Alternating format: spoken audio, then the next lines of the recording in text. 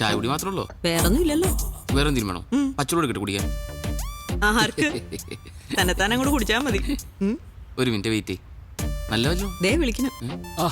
എന്തേ? ഒരു ഗിഫ്റ്റ് വേണം. ഗിഫ്റ്റാ? നീ പെട്ടെന്ന് തൊട്ടൊരു ഗിഫ്റ്റ് വാങ്ങിട്ട് വാ. വൈകിട്ട് ഒരു കല്യാണത്തിന് പോകണം. ആരുടെ കല്യാണോ? അതൊക്കെ പിന്നെ പറയാം. നീ ആദ്യം പൈസ കൊടുക്ക്. കൂടിയത് വേണോ? നല്ല സ്റ്റാൻഡേർഡ് അല്ല, നമ്മുടെയൊക്കെ സ്റ്റാൻഡേർഡിനെ പറ്റിയ ഒരു ഗിഫ്റ്റ് വേണം. എവിടെയാണ് കല്യാണം? എവിടെ? കുറച്ച് ദൂരെയാണ്. ഓ ഞാൻ ഫ്രീ ആണ്. പോനെ നിന്നോട് വാങ്ങിക്കാൻ പറഞ്ഞു. അല്ല കല്യാണത്തിന് ഞാൻ ഫ്രീ ആണ്. ബിരിയാണി ഒക്കെ ഉണ്ടാവില്ല. അത് ശരിയാക്കാം. തൽക്കാലം താൻ പോയിട്ടൊരു ഗിഫ്റ്റ് വാങ്ങിട്ട് വാ കേട്ടോ. പോകുമ്പോ ഒരുമിച്ച് പോവാം. ശരി. Okay.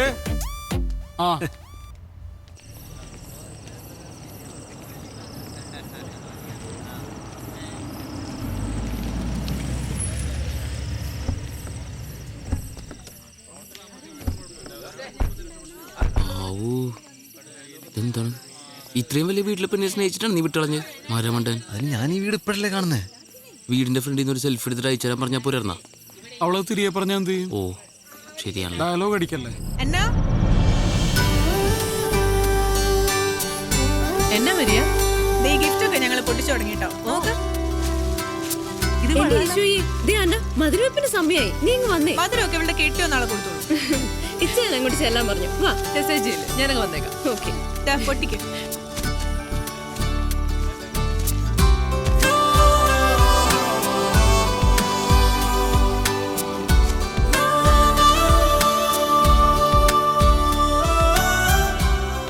Hello namaste. Popular radio jockeys Jerry and Madhav. Hello my friends. ഇതാവൂ ഞങ്ങളുടെ ഓഫീസ് സ്റ്റാഫ്. ഹലോ. പ്യൂൺ. എന്നാ? ഓഫീസിലെ പ്യൂണാണ്. പക്ഷെ ശമ്പളം കൂടി എനിക്ക് ഇവരെക്കാളും അല്ലേ?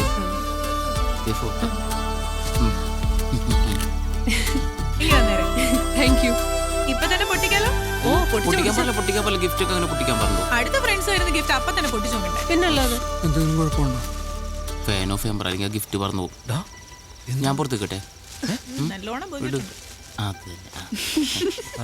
അയ്യോ പണി കിട്ടിയോ? ഇതാ ജെറി മാധവന്മാരുടെ സമ്മാനം. സാധാരണ ഗിഫ്റ്റ് ഒക്കെ ഞങ്ങൾ പോയിട്ടില്ല പൊട്ടിക്കാറുള്ളൂ. നല്ലല്ലേ? കൊള്ളാം. മോളെ മധുരം വെപ്പിന് സമയമായി. നീ അങ്ങോട്ട് ചെന്നേ. ഇച്ചായ എന്റെ ഫ്രണ്ട്സ് കൊണ്ടുവന്ന ഗിഫ്റ്റ് കണ്ടോ? ഇവളുടെ ഒരു കാര്യം എടി, മുട്ടുസൂചിയാണെങ്കിലും സമ്മാനം സമ്മാനം തന്നെ. ഇവര് ഹലോ ഫാമിലി ആർജേസാ. Jerry, Madhav. Hello Abu. Hello. ഇതെന്റെ ഇച്ചായ ടോമി ചായ. യുഎസിലാ. ഞങ്ങള് ഏറ്റവും അടുത്ത ആളുകൾ കൂടി ഇപ്പോ ഗിഫ്റ്റ്സിലധികം സ്പെൻഡ് ചെയ്യുന്നില്ല. ഹലോ എഫ് ഒരു ക്യാമ്പയിൻ നടത്തുന്നുണ്ട്. ഒരു ആമിനക്കുട്ടി അതിന് ഹാർട്ട് സർജറിക്ക് വേണ്ടി ഞങ്ങൾ പരമാവധി അതിലേക്ക് കോൺട്രിബ്യൂട്ട് ചെയ്യാം. ആണോ? വളരെ നല്ല കാര്യം. എന്നാൽ ഞങ്ങളും തരുന്ന ഒരു ചെറിയ കോൺട്രിബ്യൂഷൻ. കൈയോടെ ചെക്ക് കൊടുത്തേ. ഇവിടെയും ചെക്ക്. പപ്പു വന്നു. ഓ അവര് വന്നു കേട്ടോ. അല്ല ആരെയാ അപ്പു? അപ്പു അല്ല പപ്പു, എന്റെ കല്യാണച്ചക്കന്. നല്ല കലക്കം പേരാട്ടോ. ഇനീഷ്യൽ ഉണ്ടോ?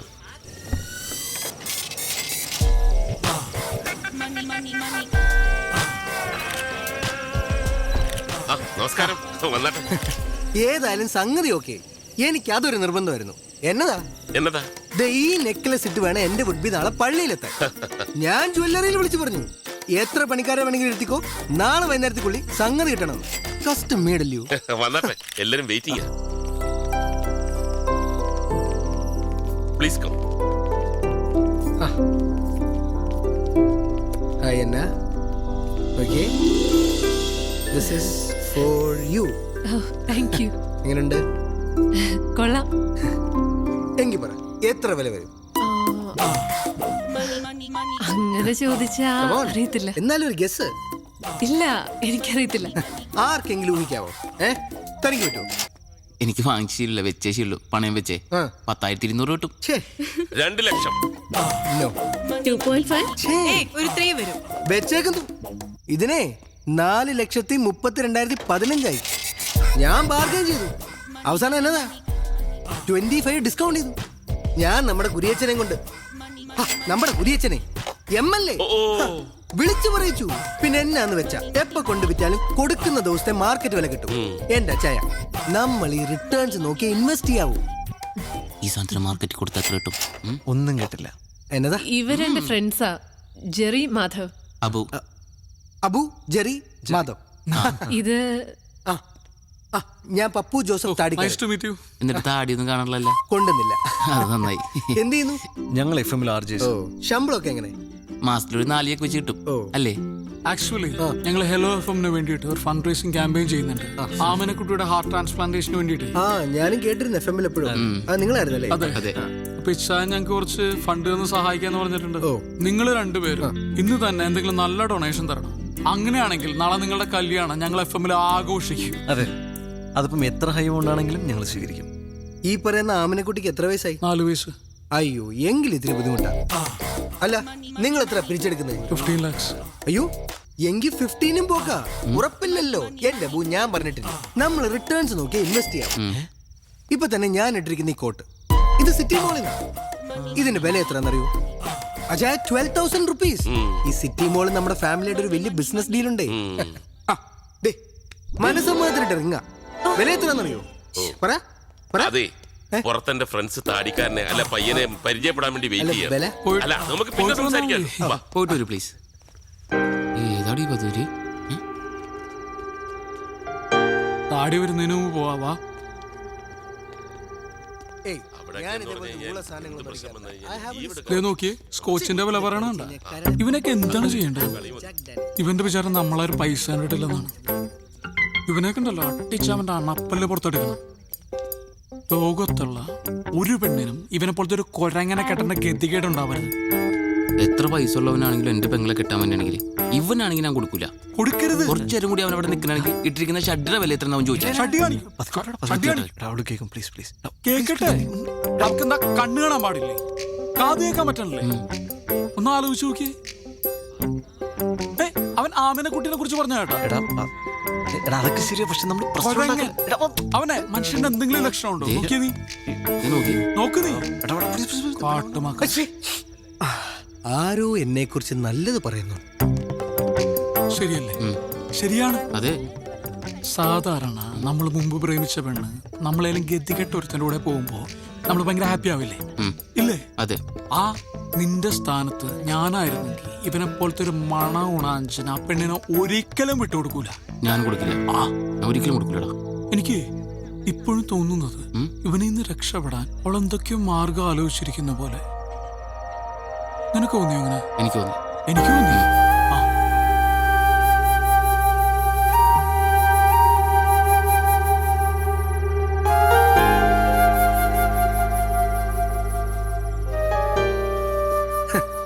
നമ്മുടെ കുമിളിയിലെ പ്ലാന്റർ തോമാച്ചായന്റെ മോളുടെ പ്രപ്പോസൽ വന്നിങ്ങനെ ബ്രിമ്മി നിൽക്കുമ്പോഴാ നമ്മുടെ ഈ അന്നക്കൊച്ചിന്റെ ആലോചന എനിക്ക് വരുന്നത്. തോമാച്ചായന്റെ ഒരു ബാക്ക്ഗ്രൗണ്ട് അറിയാമേ? ഊട്ടിയിൽ 150 ഏക്കർ തേയില, കൊടകിൽ അതുപോലെ കാപ്പി, വയനാട്ടിൽ ഏലം, അങ്ങനെ എന്നാ എന്നാലും ഉള്ള പറയാലോ, അയാൾ ഫ്രോഡാ. എനിക്കയാളെ വിശ്വാസമില്ല. എനിക്ക് അച്ചായനാ വിശ്വാസം. കേട്ടോ എന്നെ കുട്ടി? Now I am very happy.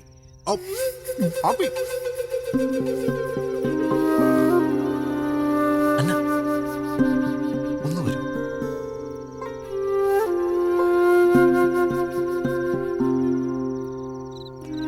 അന്ന, നിനക്കിത് എന്താ പറ്റിയേ? എനിക്കെന്ത് പറ്റാൻ? എടിയ താടിക്കാരൻ കിഴങ്ങന്റെ ക്യാരക്ടറും മനസ്സിലാക്കിയിട്ടാണ് നീ കല്യാണം സമ്മതിച്ചത്. അതോ നിന്നെ ആരെങ്കിലും പെടുത്തിയതാണ് അയാളുടെ സ്വത്തും പണമോ കണ്ടിട്ട്? ജെറി എന്തൊക്കെയാ പറയുന്നേ? ഞാൻ എന്താ പറയുന്നത് നിനക്ക് നന്നായിട്ട് അറിയാം. അതുകൊണ്ട് തന്നെ സീരിയസ് ആയിട്ട് ഞാൻ പറയുന്നത്, അയാൾ നിനക്കൊരു അബ്സല്യൂട്ട് മിസ്മാച്ച് ആണ്. It's not your business Jerry. It's not my business, I know that.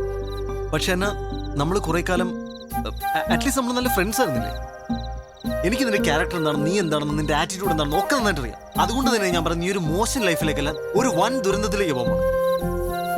പിന്നെ ഇതെല്ലാം കൂടെ വെച്ച് നോക്കുമ്പോൾ എനിക്ക് മനസ്സിലായി എന്താ അറിയും, നിന്റെ ഇച്ഛായനം പെട്ടിരിക്കുക. ഇത് നിന്റെ ലൈഫാണ്.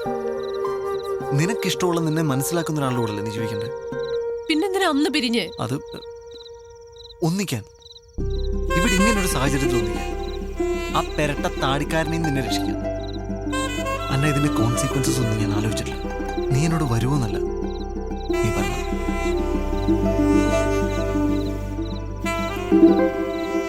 നല്ല ടേസ്റ്റ് ഉണ്ടല്ലോ. ചിക്കൻ പൊരിച്ചിട്ടാൻ കറി വെച്ചാൽ ഉറപ്പാ. അല്ലെങ്കിൽ തിന്നില്ലായിരിക്കും. കൊള്ളാട്ടാ. എടാ ഞാൻ ഒരു 3ാമത് ചോദിച്ചാൽ തരുമോ? നെയ്മീൻ ഫ്രൈ തീർന്നിട്ടാ. ഇനി എന്നോട് ചോദിക്കാൻ പറയാൻ നിൽക്കരുത്. വെജ് കുടിക്കാത്ത. നീ കഴിക്കണല്ലേ? കഴിക്കടാ. നല്ല ചിക്കൻ ട്ടാ. നിനക്ക് ഫ്രൈഡ് റൈസ് ഇഷ്ടമില്ലേ? എടാ അവള് വരാൻ സമ്മതിച്ചു.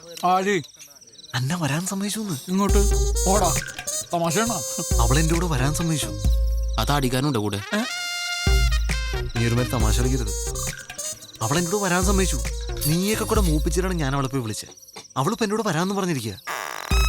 ഞങ്ങൾ വെറുതെ ലോകതത്വം പറഞ്ഞല്ലേ, നീ സീരിയസ് ആയിട്ടാ? ലോകതത്വം ഇതുമാതിരി പൂക്കൃത്തരം കാണിക്കരുത്. മര്യാദയ്ക്ക് എൻ്റെ കൂടെ വന്നു, ഞാൻ പോയി വിളിച്ചോണ്ട് വരാൻ പോകും. ഈ കേരളത്തിൽ ഇൻവെസ്റ്റ് ചെയ്തിട്ട് ഒരു കാര്യമില്ല. ഉള്ള പറയാലോ, എനിക്ക് ഈ മലയാളിയാണെന്ന് പറയാനേ ഇഷ്ടമല്ല.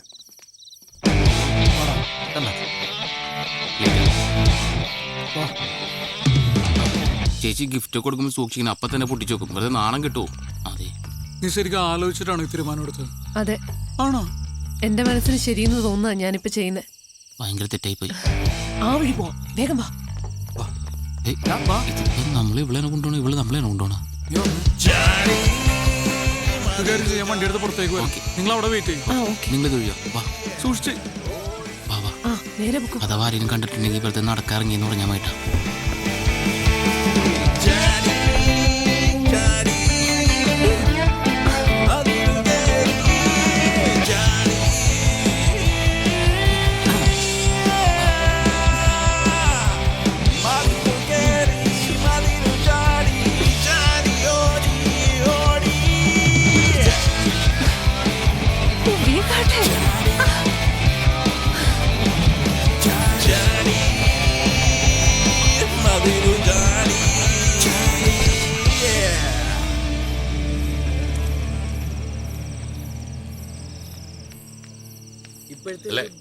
അല്ല, നമുക്ക് നാളെ പള്ളിയിൽ കാണണം. എല്ലാവരും ഫാമിലി ആയിട്ട് തന്നെ വരണം. ഓക്കെ അച്ഛൻ വന്നേ. എന്നാടി? എനിക്കെന്തോ ഒരു പന്തികേട് പോലെ. എന്താ? അന്നേ കാണുന്നില്ല. കാണുന്നില്ലെന്നോ? ഒച്ച വെക്കാതെ. എന്നാണോ വിജയ പ്രശ്നം? ഏയ്, പ്രശ്നമൊന്നുമില്ല. നീ ആ ഫോണിൽ ഞാൻ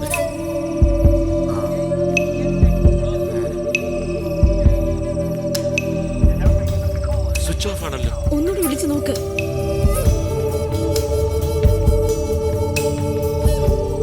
ഇച്ചായ, ഈ വീട് മുഴുവൻ ഞാൻ നോക്കി. അന്ന ഇവിടെ ഒന്നുമില്ല. നമുക്ക് വേഗം പോലീസിൽ അറിയിക്കാം. അയ്യോ അച്ഛയ, ഇനി എന്നെ ചെയ്യാ? ചതിച്ചോ? എന്നെ പോകുന്ന വഴിക്ക് വീടിന്റെ അവിടെ ആക്കണേ. ഇറക്കാം.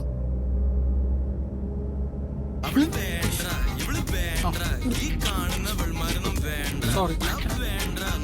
പ്രണയ നിമിഷങ്ങളിൽ ഇറ്റ്സ് മീ ബിജു. ഈ കാത്തന നിമിഷങ്ങളിൽ പ്രിയെ നിന്നെ ഞാൻ ഓർത്തു പോവുകയാണ്. രാത്രിയുടെ ഈ സുന്ദരയാമങ്ങളിൽ സംഗീതം എന്നെ മതോന്മത്തനാക്കുന്നു.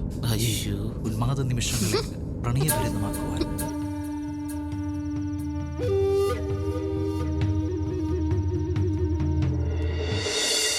അജയോ, ഇതിനെത്ര വില?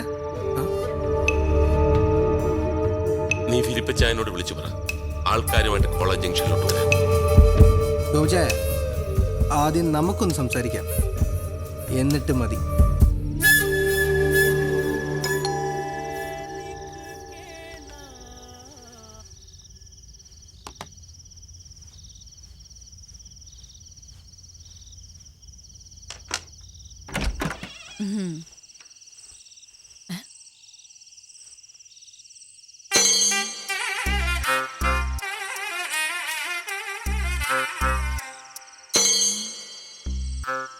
എല്ലാം വളരെ പെട്ടെന്നായിരുന്നു അല്ലേ? കൂടാൻ പോയതാ, കഴിക്കേണ്ടി വന്നു. ഇത് എന്റെ ഭാര്യ പ്രിയ. എന്താ ഇത് ഇത് അന്ന. എന്താ മാധവ്, എന്താ കാര്യം? എല്ലാം കൈവിട്ടു പോയി. എനിക്കൊന്നും മനസ്സിലാവണില്ല. അത് അതൊക്കെ പറയാം, അത് ഞങ്ങൾ നകത്ത് കയറട്ടെ. ചെരുപ്പൊക്കെ ഒന്ന് പുറത്തിടണേ. ഒന്നും വിചാരിക്കല്ലേ, കുറച്ച് വൃത്തി കൂടുതലാണെന്നേ വരും.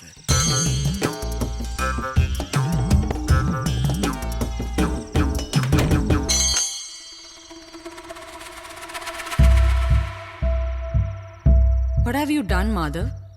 It's so unfair. ഇനി എന്താ ഉണ്ടാവാൻ പോണേന്ന് അറിയോ? കുട്ടി ഉണ്ടാവും. അല്ലെ, കുട്ടി നന്നായി ആലോചിച്ചിട്ടാണ് നമ്മളുടെ ഒപ്പം വന്നിരിക്കുന്നത്. പക്ഷെ ഇത് വലിയ വിഷയമില്ല, നമുക്ക് സോൾവ് ചെയ്യാവുന്ന പ്രശ്നമുള്ളൂ. എങ്ങനെ സോൾവ് ചെയ്യുന്നാ പറയുന്നേ? എങ്ങനെ സോൾവ് ചെയ്യും? ഞങ്ങൾ വേണമെങ്കിൽ ഇവിടെ അടുത്തുള്ള ഏതെങ്കിലും ഹോട്ടലിലേക്കോ അല്ലെങ്കിൽ എൻ്റെ റൂമിലേക്കോ പോയായിരുന്നു അല്ലേ?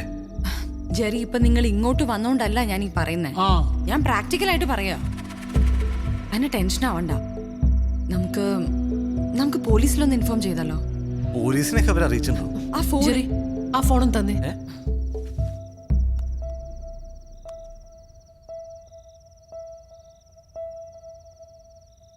ഹലോ. ഹലോ, ഞാൻ അന്നയാ. ഹാ, മനസ്സിലായി. യാത്രയൊക്കെ സുഖമായിരുന്നോ? ബുദ്ധിമുട്ടൊന്നും കൂടാതെ എത്തേണ്ടടുത്ത് എത്തിയല്ലോ അല്ലേ? കൊച്ചു ഒളിമ്പിക്സിന് പോണം കേട്ടോ.